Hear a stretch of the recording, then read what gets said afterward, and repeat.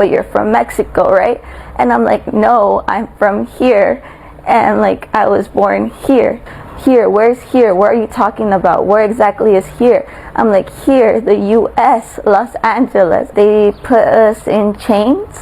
So I had a chain from my hand and under my belly that went all the way to my legs. Every now and then, like, fix my hands because I felt like I would be putting too much pressure because the chain went under my belly. Agents eventually releasing Carrie after she said she started feeling pain around her belly. She raced to the hospital where she started having contractions, she believes, from the stress of what happened.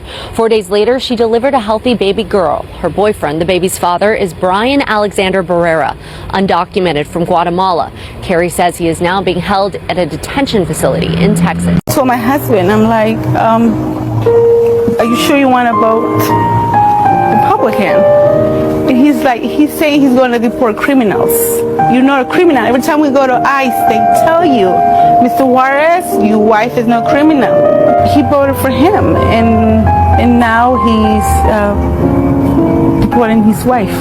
And now they deported me, they kicking me out, and they breaking my family apart. Before you enlist in the military, think it twice.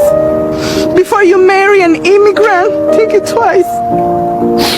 Think it if it's really worth for you to sell this country. Wow. Where's the people? Silence. This is all because of the immigration law. It's Friday, 11:45 a.m. And not one Mexican inside, not one food truck, no music, no tools going. The Hispanic workforce is pretty much gone out here. Our workers, the Hispanics, they will be up there. They don't want this to get wet. All those houses are sold, getting wet more than they have to and getting destroyed by the humidity. Well, they pay for them already. Usually it would be worked on every day in, day out. Ain't nobody working. Not a soul. We voted for Mr. Trump. Okay, what happened this time? Mr. Trump, you're supposed to be our hero, man. But I don't understand how this makes any sense for anyone. The Hispanic community is extremely afraid. There is fear in people's stomachs, and that is not good. Oh, gee, do you think your vote might have anything to do with that? We believe that you could change this by tomorrow with your strength and your policy. Yeah, I don't think that's happening. That's like asking Colonel Sanders to stop selling chicken. We know that you are a builder, you've been in development, and you know that we need our people to build America. Immigrants are the foundation of America. We are all immigrants here in the United States, and we gotta save that American dream. God bless America. Oh, Mario sounds like he's very upset that his bottom line is getting affected. Because he voted for the guy that ran on mass deportations, but is shocked that those deportations are affecting his business. Typically, you would think people would be happy that they got what they voted for. For example, if I voted in favor of school lunches for kids, and if that policy took place and happened, I'd be really happy. Mario voted for the guy that ran on mass deportations, but is shocked that those deportations are affecting him personally. And it seems like Mario has entered the find out phase of his vote. I genuinely hope that Mario is enjoying his FAFO moment. But anyways, bye. Latinos for Trump is a perfect example of people who voted against their own interest. They shared the promises of mass deportations without thinking about their family members, because they thought that they were the good immigrants due to their proximity to whiteness. But now they're learning that when you base your politics on cruelty often reaches you. So let's get to see more. Please like and hype the video. Then I'll come back with more, right? Yo, I can understand a whole hell of a lot of things that I don't necessarily agree with. For instance, I completely understand why people voted for Donald Trump in 2016. He represented something new and different. So, hey, let's give this a try. In Clinton, she had scandal after scandal to her name, Whitewater, Benghazi raised a whole hell of a lot of questions. But I cannot understand how in this moment in time, knowing everything that we know right now, that any Latino voter would dream of voting for or supporting Donald Trump. Let me be really clear. As a white man who other white people say they're most racist to, share their inner thoughts for no reason at all, just they think I'm going to agree because of my white skin, Donald Trump hates you. And many of the people who vote for him, they hate you too. And many of the people he plans on bringing into another administration if he wins, like a guy named Stephen Miller, oh, they really hate you. It doesn't matter how many times Donald Trump takes the stage and does a little dance while he plays Ave Maria. This guy never hesitates to tell you exactly what he thinks of your race. He tells you that he thinks your blood is poisoning the blood of this country. That's straight out of Mein Kampf. This is a guy who needed it explained to him when Hurricane Maria ripped Puerto Rico to shreds in 2017. He fought tooth and nail against providing disaster relief because he didn't understand that Puerto Rico is an American Commonwealth and therefore part of this country. This is a guy who plans on deporting 10 to 20 million people if he gets back into power. And you think that because you're an American citizen that you and your family will be left untouched. You think because many members of your family are legal residents that they'll be left untouched. Please go back and check out an operation from 1954 under the Eisenhower administration called Operation Wetback.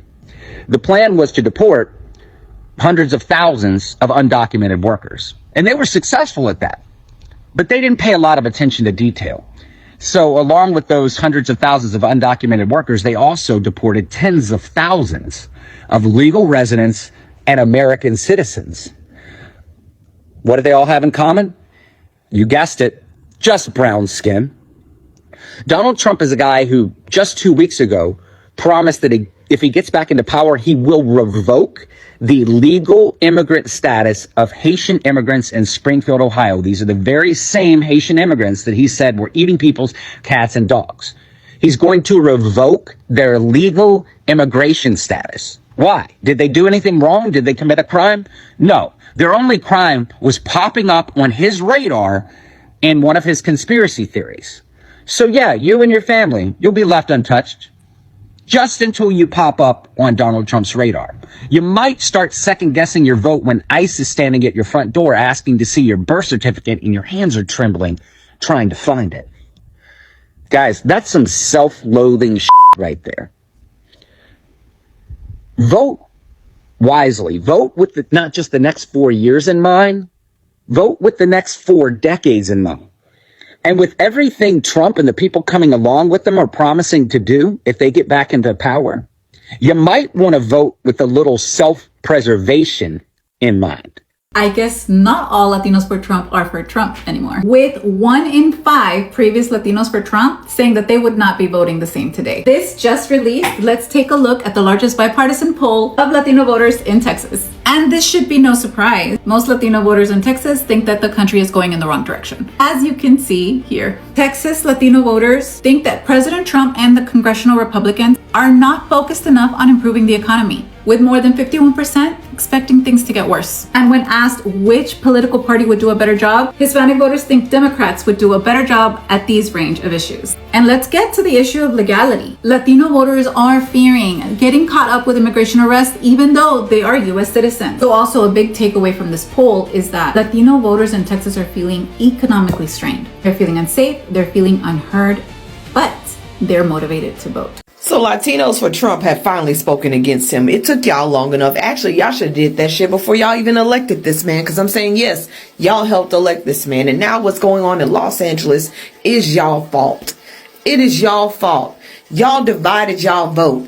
And you put this man in office. And what is he doing? He's going against people who are innocent.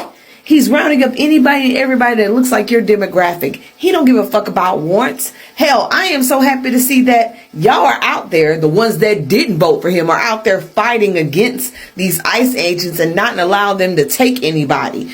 My Mexican-American dad was extremely racist and discriminatory against Mexican immigrants. Someone mentioned yesterday that they couldn't believe the Latino men turnout for Trump and how could they vote against their own interests. And I brought up my dad, who did not vote in this election because the man's been dead for 10 years. But if he was alive, he probably would have voted for Trump. He was extremely discriminatory and racist towards any immigrant, but specifically Mexican immigrants, calling them the worst terminology.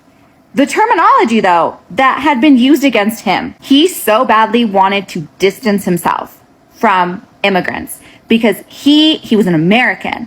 He was born here. And growing up in New Mexico, you know, he was forced into those church-run schools where he got in trouble for speaking Spanish. He was taught to be, you know, monolingual English. He was perfectly fine with me not speaking Spanish because he wanted me to, I was also an American, right? And so because all of these terms and racism and discrimination was used against him growing up, instead of processing it as like, that's wrong, he processed it as, I'm wrong, so I need to separate myself from Mexican. Like, I need to not be associated with Mexico because I am an American, which meant wanting nothing to do with immigration. If you brought up anything that had to do with Mexican immigrants, he said the most disgusting things about them. And I was always very confused because I was like, they look exactly like you, like me. We have individuals in our family who are like, you know, first generation Americans. And the fact he could say that. So to me, I can't speak for all of the men who voted for Trump, but I know my dad would have voted for Trump and have agreed with those immigration policies because he did not view himself as Mexican. He viewed himself as only American. And it doesn't matter the logic to be like, but when someone sees you from the outside, can they make that distinction? He wanted so badly to be included and to fit in with the ideal American that he was willing to throw his own community under the bus for the validation of the ideal American white man. I'm struggling a lot today, you know, seeing all these videos of the hate going around with this mass deportation, and it hurts my heart because, you know, you voted for who you voted for, but why so much hate? You know, like, how can you mock the kids that are losing their parents or the parents that are losing their kids, you know, living in constant fear for what may happen to your friends and your families and even people that you see on social media. It hurts. It hurts. Because why is there so much hate? You know? Why do you have to be this way? You was singing all that mess, talking about I we bo for Donald Trump. And now you're screaming, shouting, acting like we supposed to give a damn about your husband being deported after you was singing, talking about I love my freedom. But your man ain't free no more, is he? Like we supposed to have to give. Who said that? You know what cracks me up about these Latinos for Trump is they really think that ICE and Trump and everyone else gives a about what they do or don't support. Baby, they do not care. If your skin is a certain color, if your name sounds a certain way, if your accent sounds a certain way, if you look a certain way, they're targeting you. I just saw a video of a guy talking about how he got pulled over. They asked for his driver's license. They tried to run his driver's license. He had a Hispanic last name. He was a white looking dude, but he had a Hispanic last name. And the police officers were trying to run his license and they couldn't find him in the system. So they asked for his social security number. And so he gave it to them. He's like, that's kind of weird. That's never happened before. Like when I get pulled over, they go to run his social security, can't find it. And then the police officer straight up says, you have ICE to blame for this. They went ahead and deleted my man out of the system.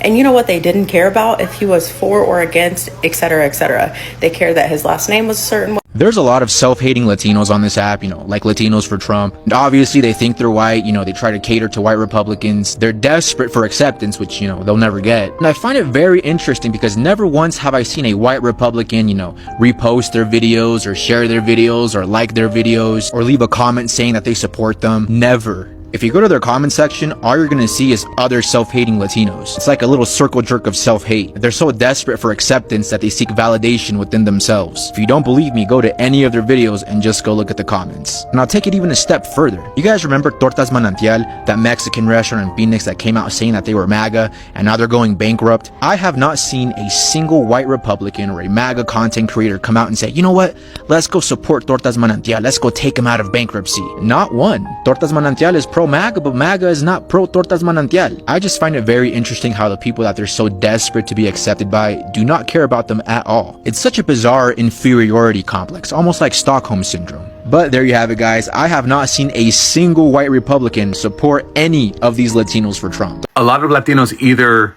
genuinely consider themselves to be white, or at the very least, want white people to look at them as one of the good ones. I'm a first-generation American citizen, but my own father didn't even speak Spanish in front of me because he didn't want me to learn it. Because there's also a lot of self-hate when white people find out that I'm Latino, right? They're often surprised. I'm very aware of how I look and sound, right? You know who compliments me the most about it, though? Other Latinos. My green eyes come from my Salvadorian side. And the history behind why that's in my gene pool is not good. But more than once, I've been told these are my blessing. And if you think I'm exaggerating, watch any Spanish language TV and you're going to see people that look just like me. Because that is what is rewarded and what is held on a pedestal. So when they heard the guy at Trump's rally referring to Puerto Rico as garbage, they didn't take that personally. They nodded along, saying, yeah, they are, but not us, right? We're the good ones. We're just like you.